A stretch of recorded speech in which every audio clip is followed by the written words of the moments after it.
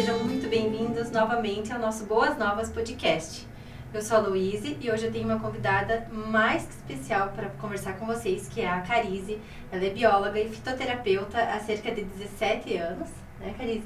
E hoje nós vamos falar sobre a força da natureza no nosso dia a dia, como através dos chás, dos temperos, das ervas medicinais. Ela, como bióloga e fitoterapeuta, vai nos explicar um pouquinho mais. Para mim também, eu não entendo muita coisa disso, foi por isso também que convidei.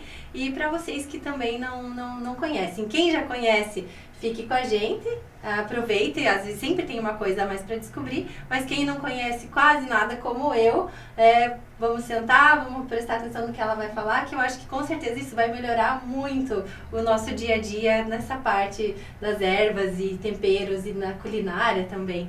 Seja muito bem-vinda, Carize, obrigada por aceitar o convite.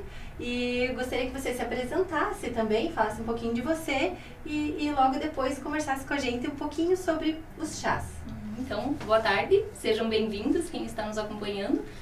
E como a Luíse falou, esse mundo dos chás é imenso, né? Nós temos muitas coisas para falar hoje, muitos assuntos permeando esse meio das plantas. E eu tenho essa paixão pelas plantas desde muito pequena. Então, os meus avós moravam dentro de uma reserva florestal, meu avô era funcionário da Secretaria do Meio Ambiente e o meu quintal nas férias era esse parque florestal. A minha avó tinha uma horta muito grande.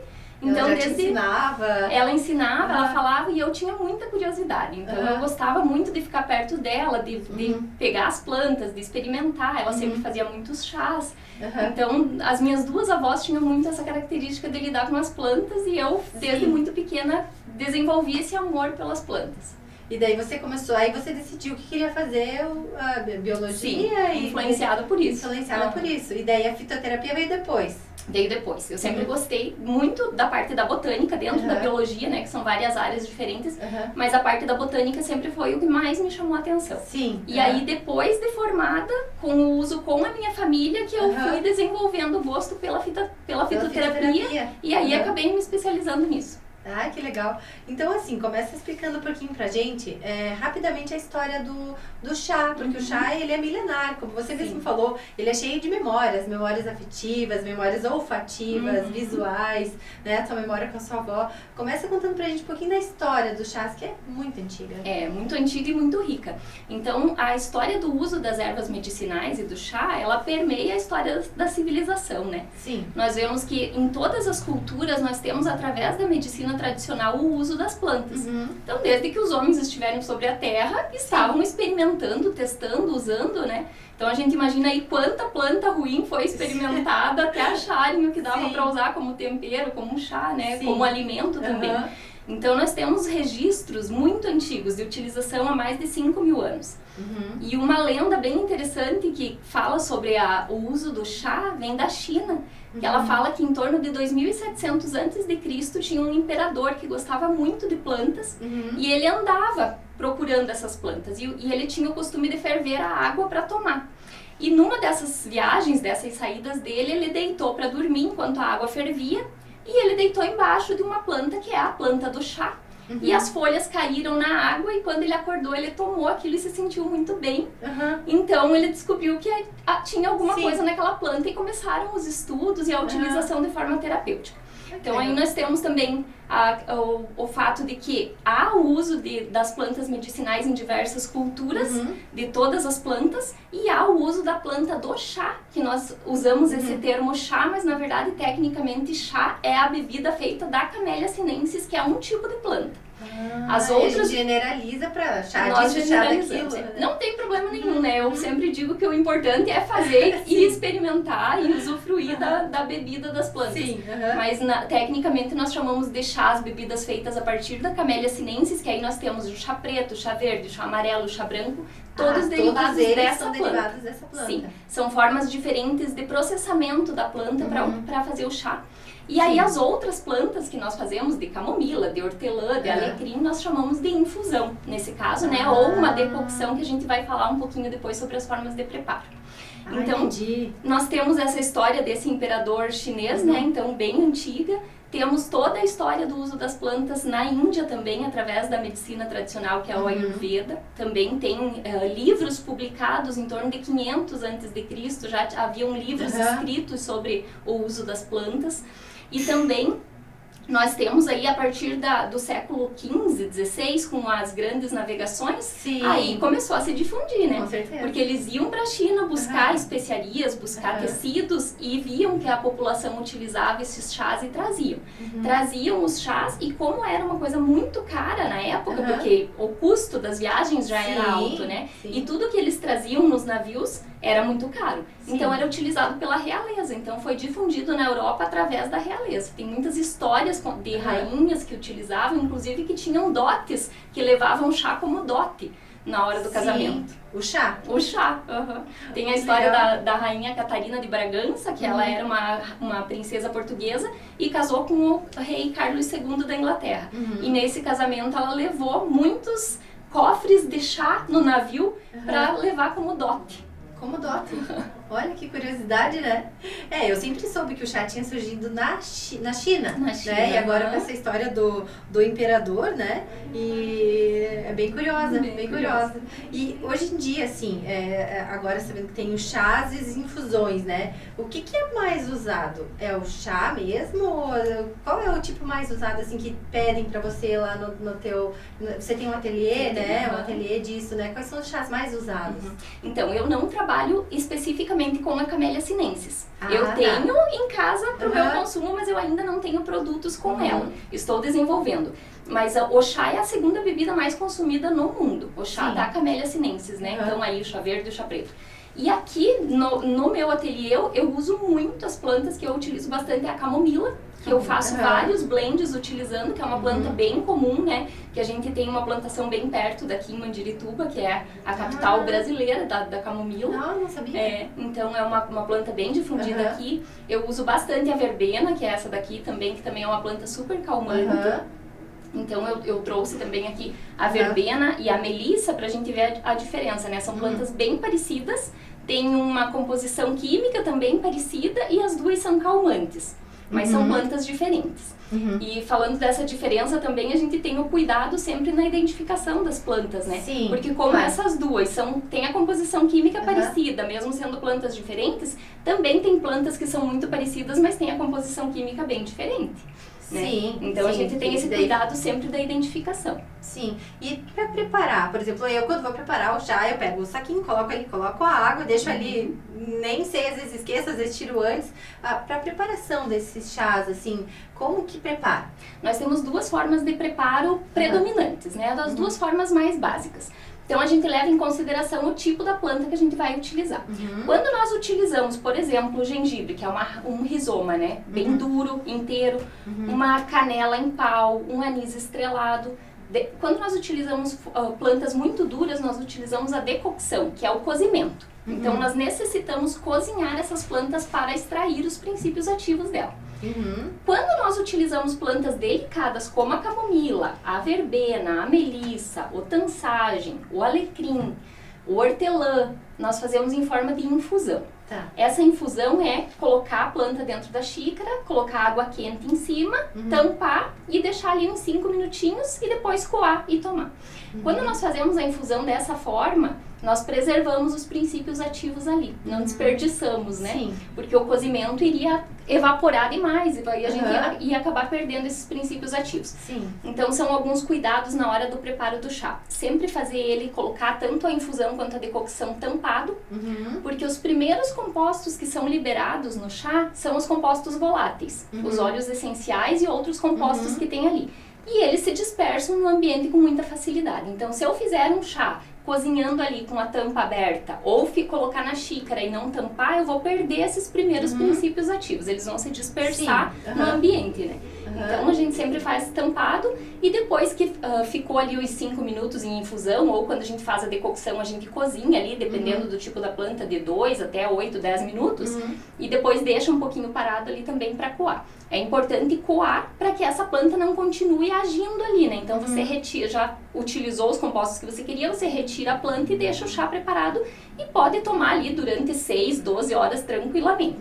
Não perde daí a Não, ele vai composição. diminuindo, ele vai Sim, oxidando, aham. mas você não vai perder tantos compostos, né? Então Sim. você pode tomar seguidamente. Entendi. Claro que o melhor, quando a gente começa a ter essa cultura do chá, quanto mais fresco você faz e toma, você sente a diferença, Sim. porque ele vai modificando o gosto, né? Com certeza. E assim, esses mais comuns que a gente conhece, que é a camomila, hortelã, explica um pouquinho pra mim, assim, para as pessoas que estão ouvindo, para que eles servem? A camomila é calmante, a hortelã é para estômago, né? Vamos lá. Né? Então eu trouxe aqui os que eu mais uso em casa, Tá. né? Então não só no ateliê, mas os que eu uso comigo Tá. e com a minha família. Tá. Então nós temos aqui a camomila, que ela já está desidratada aqui, né? Com os galinhos e as flores. Então a camomila é uma planta coringa para ter em casa, indispensável, porque ela é extremamente digestiva, é calmante e ela é muito boa também para a pele. Então desde uma irritação na pele, uma alergia, a gente pode utilizar ela. Olheira, para colocar um chazinho gelado de camomila, né? Então ela vai auxiliar e também é muito segura. A gente vai falar depois do uso para as crianças, né? Também é uma planta bem segura para utilizar com as crianças, inclusive nos banhos. Aí nós temos aqui a verbena, que também é um chá bem calmante. Ela é uma planta nossa que não tinha nenhuma com flor quando eu fui colher, mas ela tem uma florzinha roxa bem aqui no caule, que é bem característica dela. Ela dá um cabo bem comprido e sai essas florzinhas roxas aqui onde sai a folha. A verbena tem uma composição muito parecida com a lavanda inglesa, então ela tem esses compostos bem calmantes.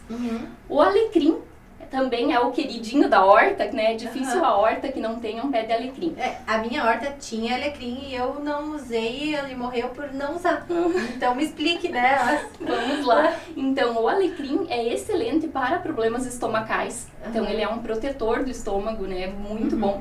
Pode ser utilizado inclusive substituindo alguns medicamentos que são utilizados para dor de estômago, para gastrite. O alecrim tem essa função. E ele também é uma planta muito boa para a parte cognitiva.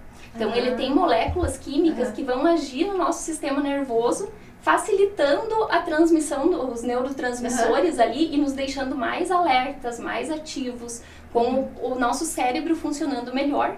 E também é muito rico em antioxidantes. Então esses antioxidantes das plantas vão ajudar as nossas células a não envelhecerem com tanta facilidade, né? E quando elas não envelhecem, elas preservam as suas funções. Sim. Então o alecrim auxilia bastante nisso. Mas o alecrim daí feito chá dele? Feito chá ou utilizado na comida, né, também. Mas o chá do alecrim é muito bom para isso, para essa parte de aquisição. Assim, coloca o galho inteiro? Como é que faz com o alecrim? A medida, normalmente, você pode pegar um pedacinho que dê o tamanho da palma da mão, já é suficiente. Ou que se você colocar, se você dobrar ele, você vai ver que ele quase enche uma colher de sopa. Então essa é a medida básica para todas as plantas que a gente for utilizar. Essa medida para uma xícara de 250, 300 ml de água. O alecrim nós fazemos em forma de infusão também. Deixa ali paradinho na água e pode ir tomando. Nós temos também aqui o tansagem, que também é uma planta bem comum. Normalmente é mato na horta, no gramado. Agora ela está numa fase que ela está crescendo bastante. Então é época de colhermos para termos aí durante o ano, né, para utilizar. O tansagem é uma das plantas mais anti-inflamatórias que tem. Então ele é excelente para a questão de problemas de bexiga, para garganta infeccionada, para problemas de pele também, para cicatrização. Como ele tem essa característica muito anti-inflamatória, ele vai ajudar muito na cicatrização, porque vai fazer uma asepsia, né, e ajudar nessa regeneração dos tecidos. E ele também é uma planta que ele tem bastante mucilagem, e as plantas que têm essa característica são muito boas para toda a parte da mucosa. Então ele vai ajudar bastante, ele também é mucolítico, então principalmente criança que tem bastante agora nessa fase de inverno que a gente está terminando, que tem bastante catarro, o tansagem ajuda bastante a eliminar esse catarro. Então ele é uma planta coringa também para ter em casa, muito boa, porque a gente pode fazer diversos usos para ele. Sim, mas assim, tem que usar com responsabilidade. Sim. Ou, né, porque... Via de regra são plantas seguras. De bexiga, tem gente que vai tomar. Sim, né? O ideal é que se tenha uma orientação de uma pessoa que conheça as plantas, né? Sim, mas são plantas seguras para nós termos em casa e utilizarmos. Então, fazendo a identificação correta, é claro, né? Sim. Porque às vezes você olha a planta, parece uma, mas não é. Eu tenho um caso bem curioso de uma vez que eu tomei um chimarrão que uma pessoa preparou. E quando eu tomei o chimarrão, eu senti um gosto estranho, mas eu comecei a procurar na minha cabeça de onde que eu conhecia aquele gosto. E aí eu andei em roda da casa, assim, porque era na minha casa mesmo, né? E a visita tinha feito o chimarrão. E eu andei em volta da casa mentalmente e eu já vi o que ele tinha colocado. Era a citronela. Então ela é muito parecida com o capim-limão. Quem conhece, quem entende, ó, vê a folha e vê que não é. Mas quem não conhece muito de planta pode usar errado. E a citronela não é uma planta para ser ingerida, ela é utilizada para repelente de inseto, né? Então... Que perigo, né? Que perigo. E você faz esse auxílio, assim, se as pessoas pedem? Faço. Como... Sim. Tem muitas pessoas que entram em contato, principalmente pela página do Instagram, né? Que é onde eu vendo os produtos e onde eu também faço toda essa parte de educação, né? De ensinar a utilizar. Sim. Então, ali sempre tem alguém perguntando, ou manda foto da planta, pedindo, né? Que planta que é, ou se é bom pra isso, se é bom pra aquilo. Então, na medida do possível, eu tento orientar ali um uso seguro, né? Porque não é porque é natural... que não faz mal. Exatamente. Nós temos aí essa história de natural, nós temos o Sócrates que morreu com cicuta, né, que é uma planta. Sim. Então, veja que nós temos o uso, não é que uma xícara de chá, né, no caso dessas plantas aqui, vai causar mal se eu tomar errado. Sim. Mas é bom tomar com responsabilidade. A gente tem um cuidado especial com plantas, como é o caso da cicuta, né, e de muitas outras, que são plantas ricas em alcaloides. Essas plantas têm uma ação muito forte no sistema nervoso central e também na sobrecarga hepática, né? Ela vai ser metabolizada no fígado e vai acabar sobrecarregando.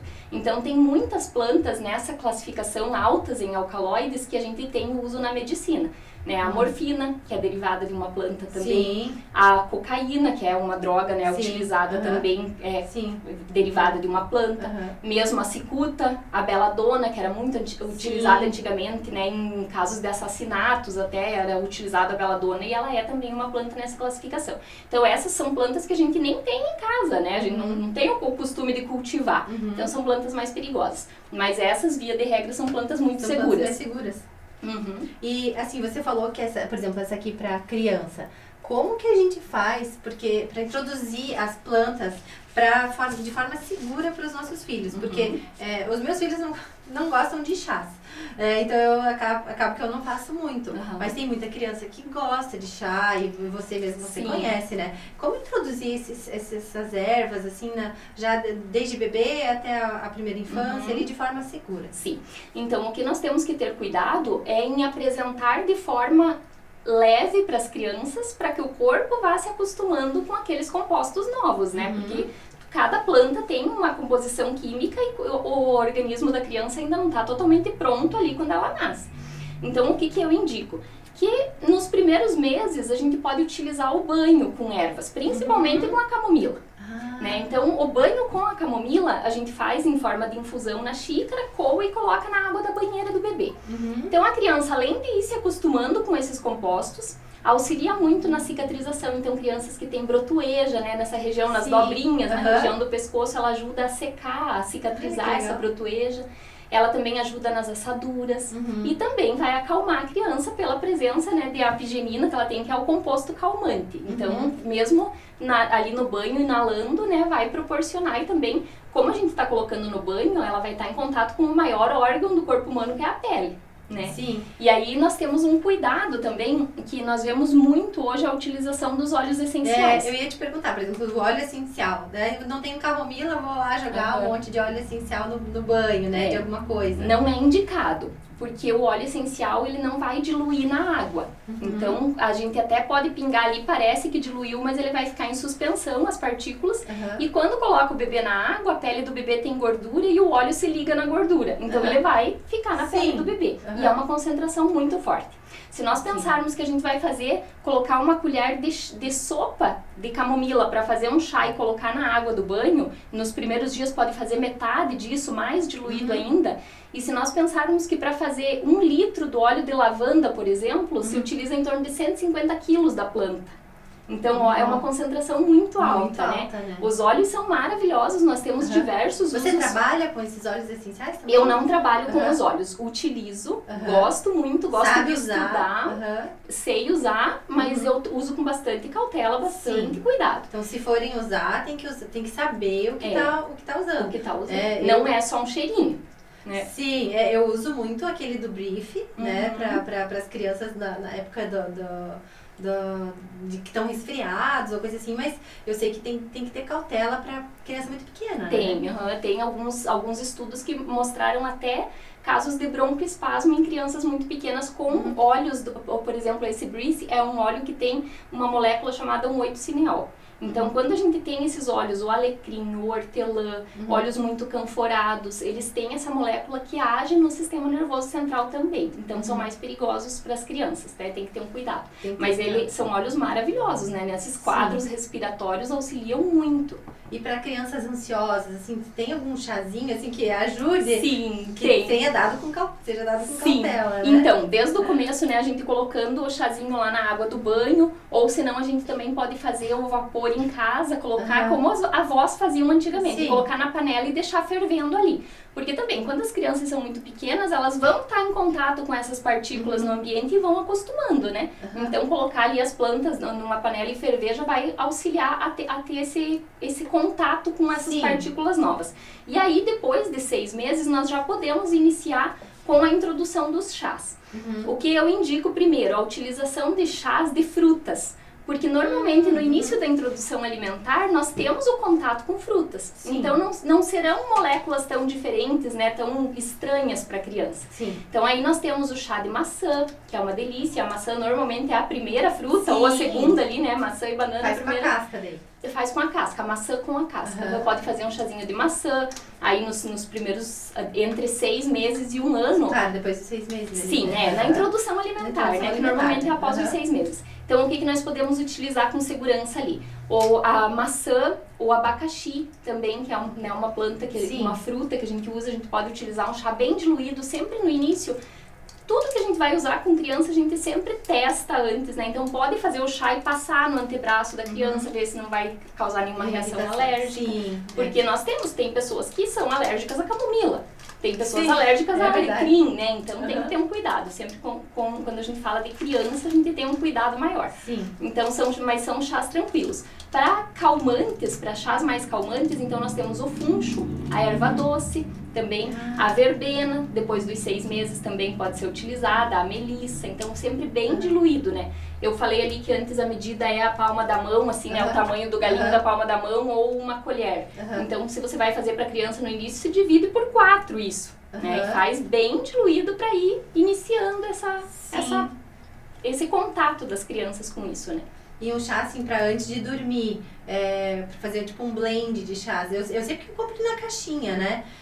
Daí vem melissa, vem camomila, vem erva doce, né? Quais são esses chás, assim, pra hora de antes de dormir pra gente fazer? Então, pra criança, eu oriento que seja feito um de cada vez. Até pra você ver se não tem nenhuma reação, né? Então, faz 1 dia, 2 de camomila, depois faz um chazinho de verbena. Então, vai testando, vendo também os gostos, né? O que a criança se adapta melhor. E quando a gente faz essa introdução ali a partir de 6 meses, 1 ano, 2 anos, quando a gente tem esse costume em casa, depois, quando tem a necessidade de usar de forma terapêutica, é mais fácil para introduzir para a criança, né, os chás. Sim. E para adulto? Para adulto, então vamos lá, calmantes, né? Então nós temos muitas plantas que podem ser utilizadas. Sim. Quando nós falamos em ansiedade e insônia, é importante nós entendermos de onde vem essa ansiedade.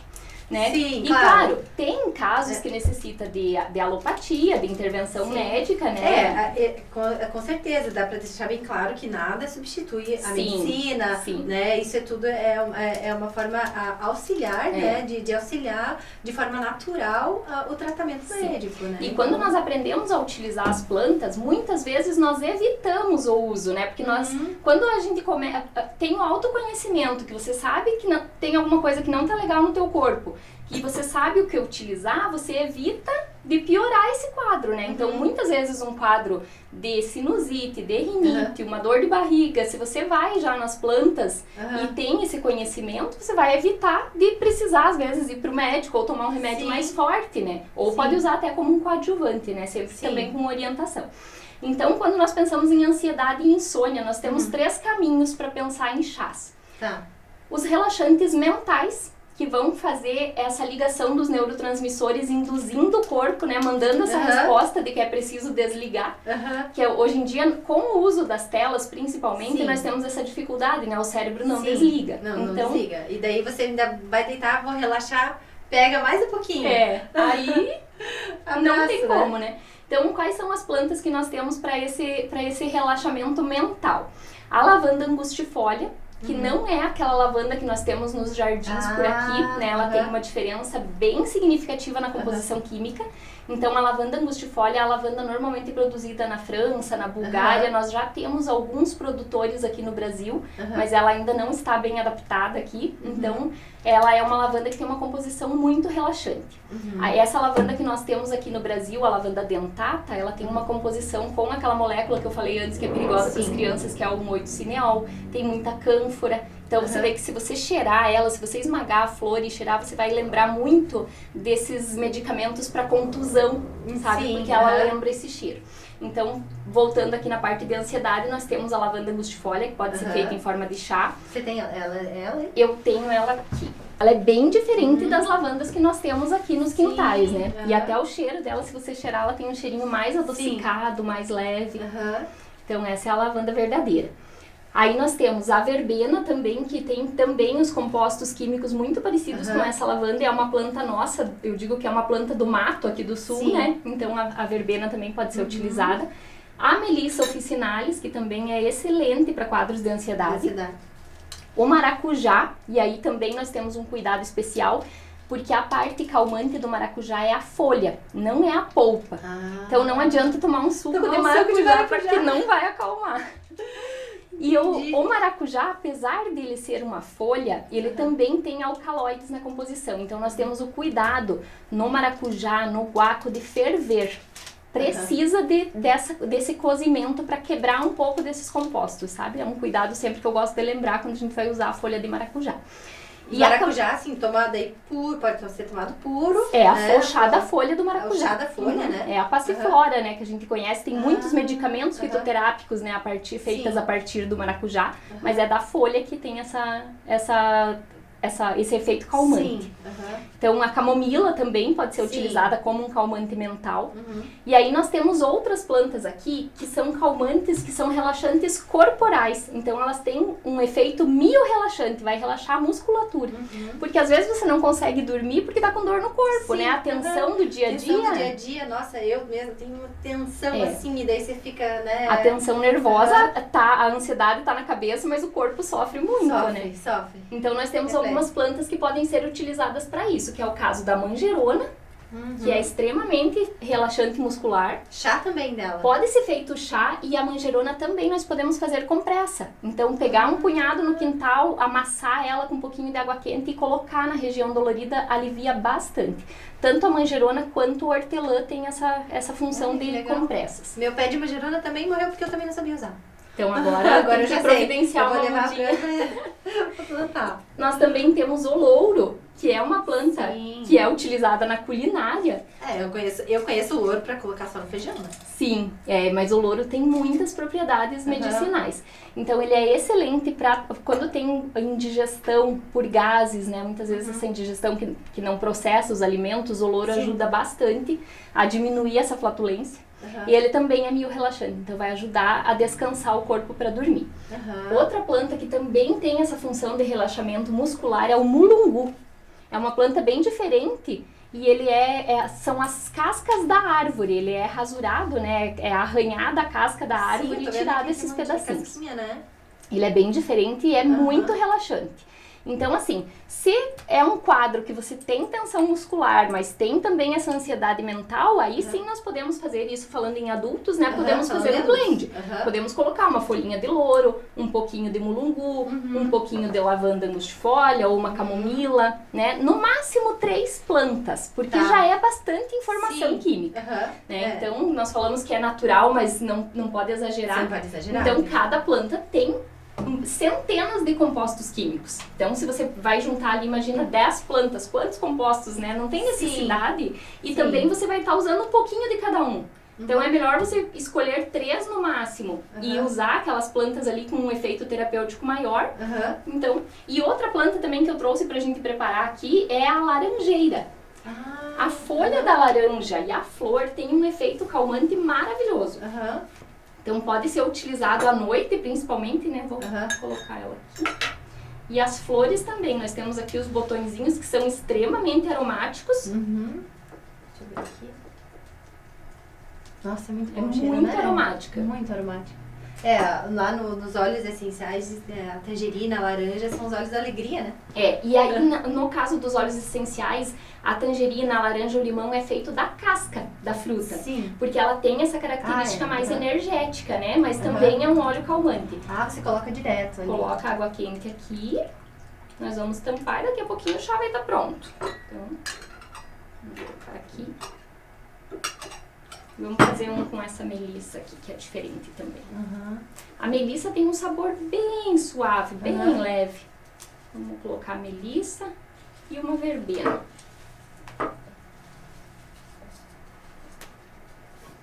O cheiro da verbena é muito bom, né? E até assim, né, em caso de ansiedade, a gente pode até esmagar a folhinha e ir inalando, cheirando, né? Então, vou deixar ele aqui pra gente preparar. Então, nós falamos da parte de relaxamento mental, de relaxamento corporal. Sim. E nós também temos outro fator que envolve a ansiedade, muitas vezes, que é a nossa parte cognitiva. Às vezes, a ansiedade é tanta que a gente trava, né? Não consegue mais fazer nada. Fica naquela procrastinação, não consegue organizar. E então, você precisa dormir pra no outro dia dar um reset, né? E então durante o dia nós podemos utilizar algumas plantas também que vão auxiliar nessa parte cognitiva pra gente conseguir organizar melhor o nosso dia e ter aquela paz de ter as tarefas cumpridas, né? Porque quando nós falamos em ansiedade, não adianta ter um dia super agitado, tomar um monte de café durante o dia e daí chegar às 10 horas da noite e preparar uma xícara de chá e achar que vai fazer mágica. Não vai. Com certeza, vai ter que tomar 5, 6 chás. E às vezes não vai resolver. E nós temos hoje, tem muitos estudos mostrando que tem pessoas que têm dificuldade em metabolizar a cafeína. Então a pessoa toma e fica horas a cafeína circulando no organismo. E a cafeína tem uma característica que ela se liga no neurotransmissor e é como se ela engrossasse as sinapses ali, ela não deixa passar a sinapse do chazinho calmante dizendo que é para desligar. Então ela continua te deixando ativo, né? Então quem tem mais dificuldade para metabolizar, aí sim tem que cuidar mais ainda do horário que toma o café.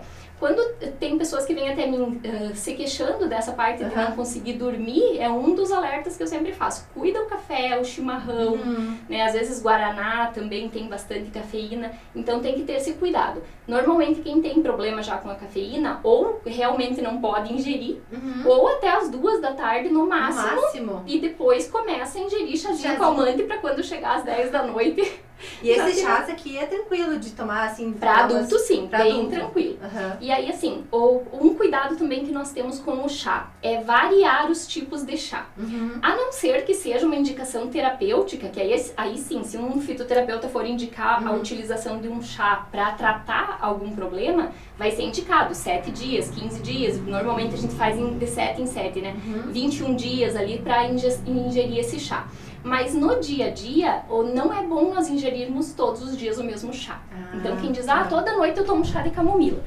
Primeiro, vai chegar um ponto que não vai mais fazer efeito, né? E outra que também é muita composição química igual entrando todo dia no organismo, também vai sobrecarregar. Então é interessante nós variarmos, um dia tomar um, outro dia tomar outro, e até porque é gostoso, né, fazer um chá diferente e experimentar. Claro, com certeza. Então, voltando no que nós estávamos falando do cognitivo, o que vai nos ajudar durante o dia para ter essa parte mental mais tranquila, com mais clareza na organização? Vai ajudar na atenção e no foco. A folha de oliveira, então a oliveira é muito conhecida pelo azeite de oliva, né? Mas a folha também tem propriedades terapêuticas maravilhosas.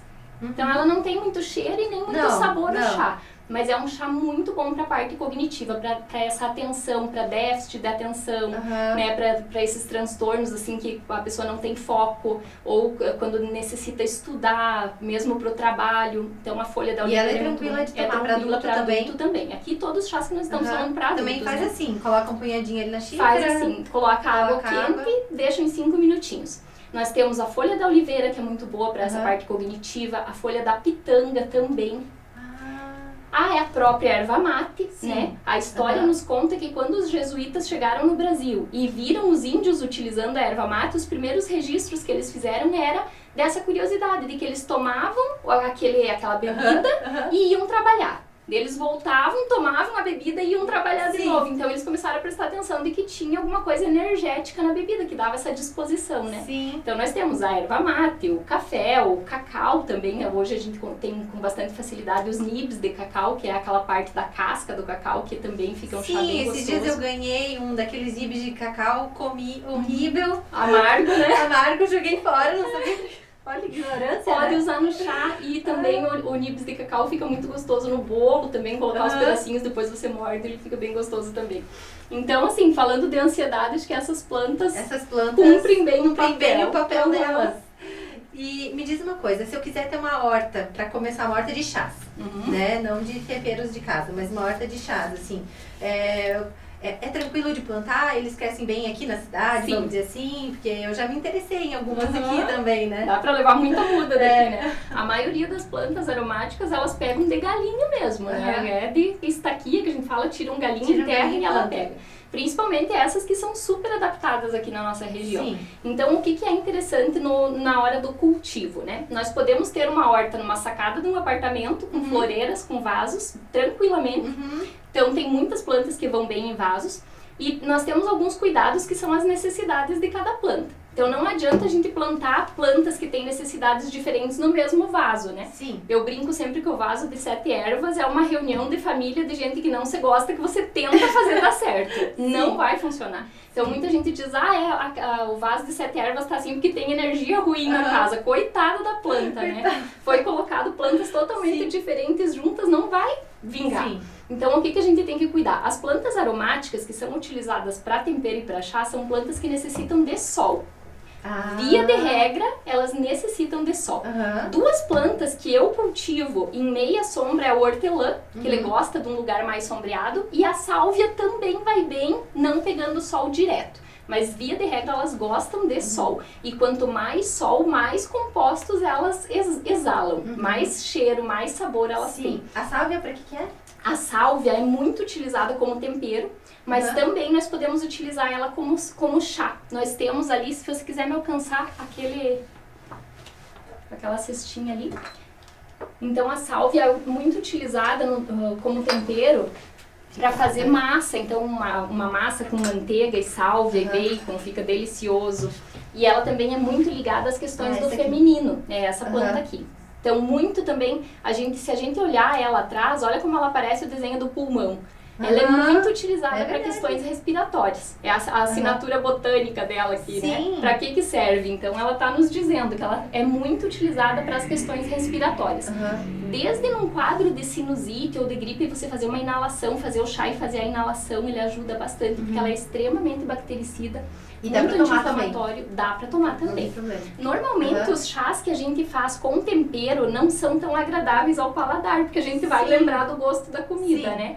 Mas numa necessidade, né? Eu sempre digo, quando a gente é adulto, a gente não pensa muito no gosto, né? Tem que ver o que faz bem. Então aqui nós temos vários temperos que podem ser utilizados com propriedades terapêuticas. Então a sálvia na horta vai super bem e tem todos esses benefícios, né? Mas assim, ó, agora falando de temperos, né? Eu tenho alguns em casa que eu também não sei direito onde usar, como usar, o que combinar, a não ser o louro no feijão, que isso aí é o básico, né? Sim. Então, e pra ter uma horta de temperos, o que você recomenda ter, assim, de temperos básicos em casa e como usar cada um deles, né? O que combina mais com arroz, com a carne? Você falou do bacon, a sálvia, né? No bacon. Uma delícia. Não, eu também não sabia. Com bacon é difícil que fica ruim, né? Mas a sálvia combina muito. Vamos dizer assim, né? Aí eu tenho em casa uma que eu ganhei, é a Ora Pronobis também, que diz que é pra cozinhar, porque ela é rica em proteína, né? Mas eu sinceramente fiquei com medo. Eu não sei se eu posso comer isso aí, né? Pode. Então, nós temos dois metabolismos diferentes na planta. Por exemplo, o Ora Pronobis, você até pode fazer um chá e ele até tem benefícios ali no chá, mas o benefício principal dele é a proteína, e a proteína você só consegue ingerindo, comendo mesmo. Então, quando a gente fala do metabolismo primário das plantas, elas vão fazer substâncias que vão nutrir. Então, é o carboidrato, a proteína, os açúcares. É um metabolismo.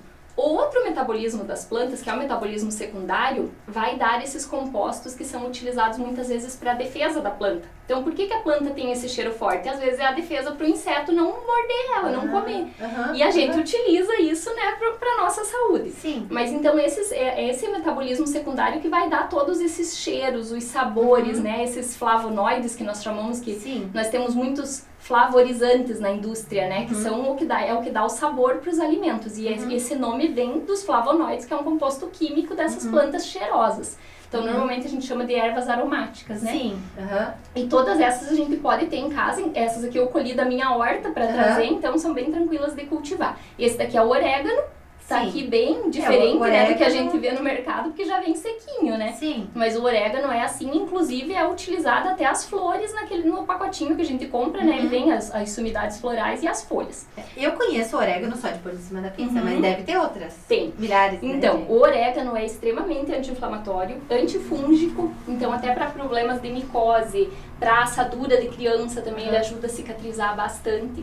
Mas tem que saber fazer, ou fazer um chá? Um chazinho. Um chazinho e coloca falando em criança, a gente pode fazer o chá e na hora de trocar a fralda, lavar com o chazinho bem diluído, né? Também ajuda bastante na cicatrização ali das assaduras. Nós temos também aqui o tomilho, que é uma das minhas plantas preferidas da horta, que é esse aqui. O tomilho tem um aroma bem forte, bem pungente.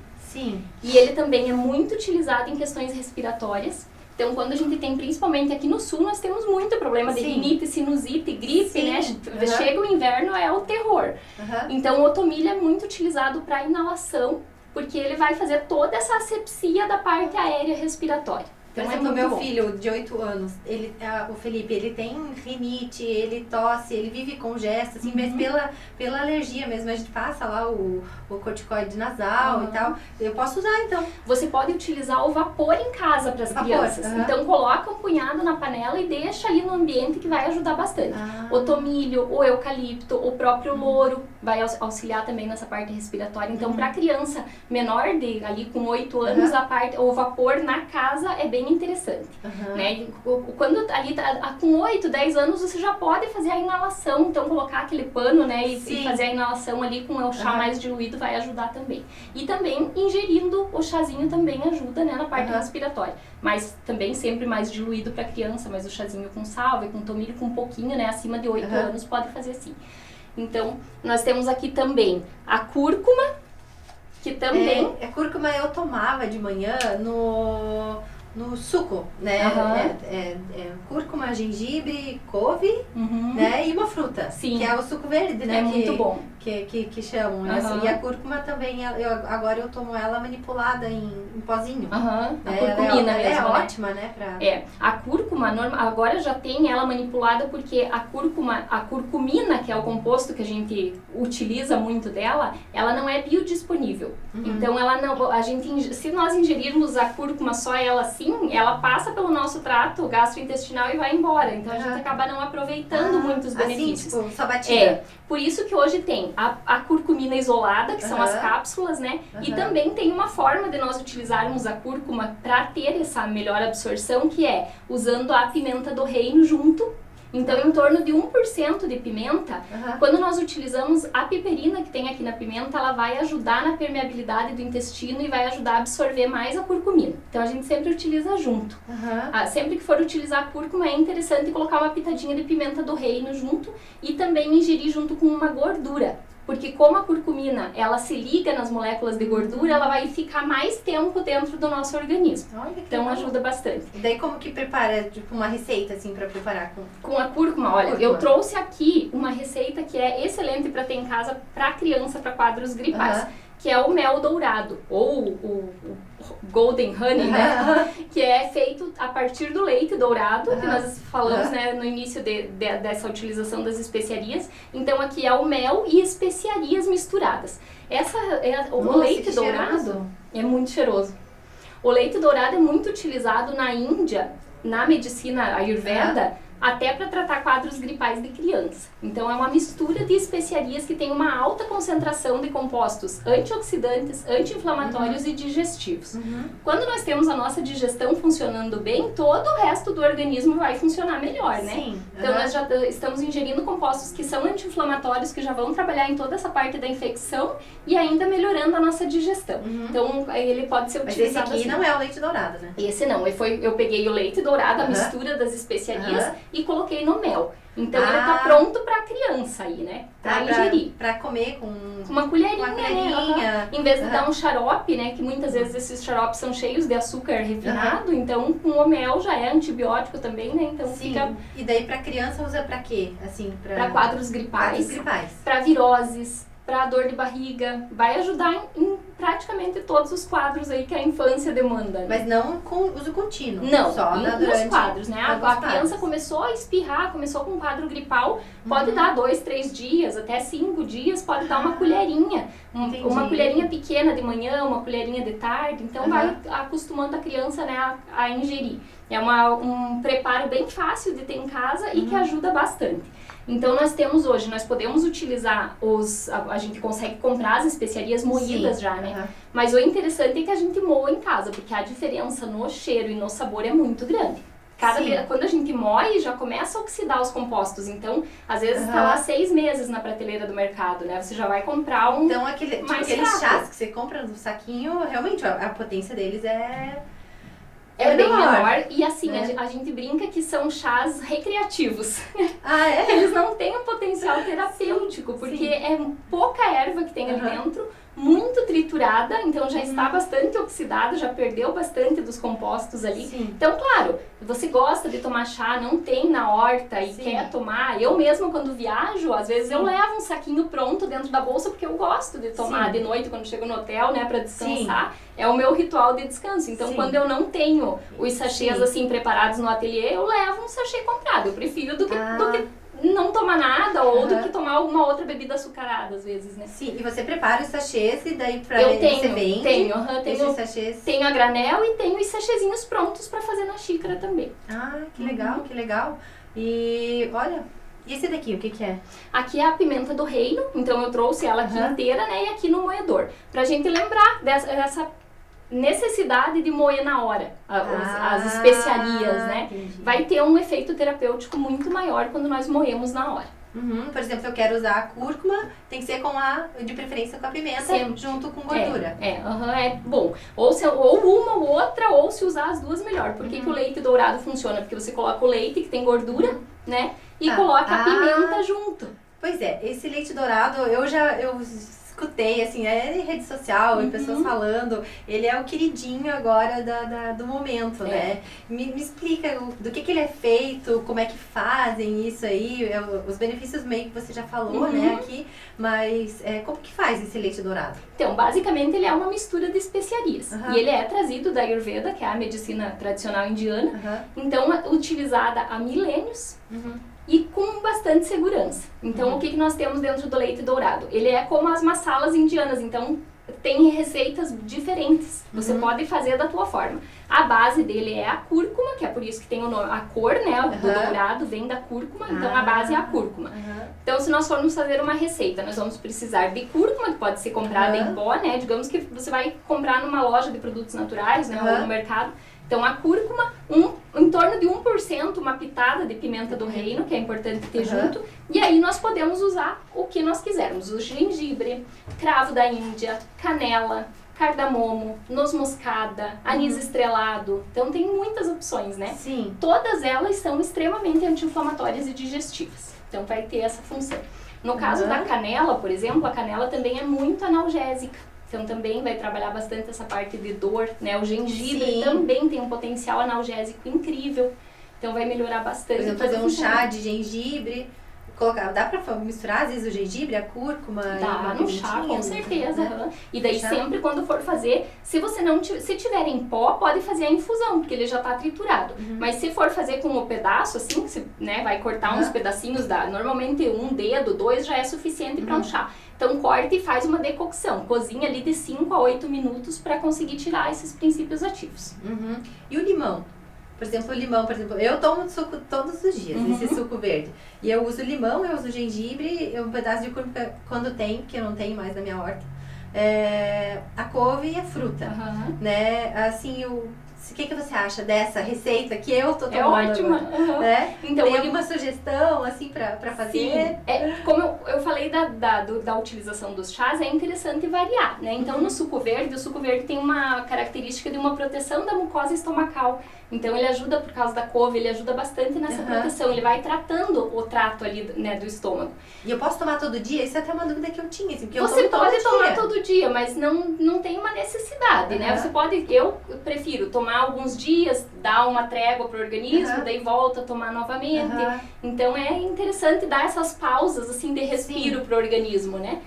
E o limão junto é excelente. Tem muitas receitas de shots que a gente utiliza o limão pela manhã, né? Eu tomo além do suco verde o shot. O shot que é o limão, é a canela, o cacau e e que mais? E psyllium. Bem energético, né? Sim. Você sabe de onde vem o psyllium? Não. O psyllium é a sementinha do tansagem.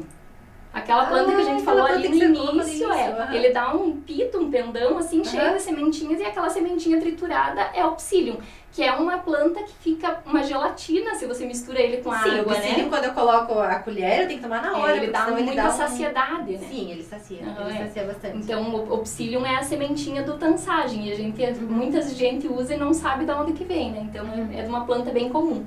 E falando do shot matinal, o limão vai ajudar bastante na questão digestiva e também na parte do intestino, né? Ele vai fazer com que os nutrientes sejam absorvidos mais facilmente depois quando você vai tomar o teu café da manhã, por exemplo, ou fazer a ingesta dos alimentos. Por isso, então, que a nutricionista passou ali para ser tomada em jejum. É bem interessante. Quando que a gente tem que ter cuidado? Com o limão, com o gengibre, com o capim-limão. Quando nós temos algum problema de estômago. Uma gastrite, uma sensibilidade, azia. Então, isso já está mostrando que a mucosa do estômago já não está íntegra, né? Já tem algum problema ali. Aí, o capim-limão tem compostos que vão agredir se tomar com frequência. O limão, muito ácido. O gengibre também é muito forte e também vai ter essa sensibilidade. A cúrcuma também, quando tem problema gastro, né, a parte de estômago, principalmente, tem que ter um cuidado nessa ingestão. Então, são os cuidados básicos, assim, que a gente tem. Eu tenho em casa o óleo essencial do capim-limão. Dá pra ser tomado também? Eu não indico. Tem algumas linhas de venda de óleos essenciais que indicam a ingestão. E eu tenho bastante cuidado com a ingestão de óleos.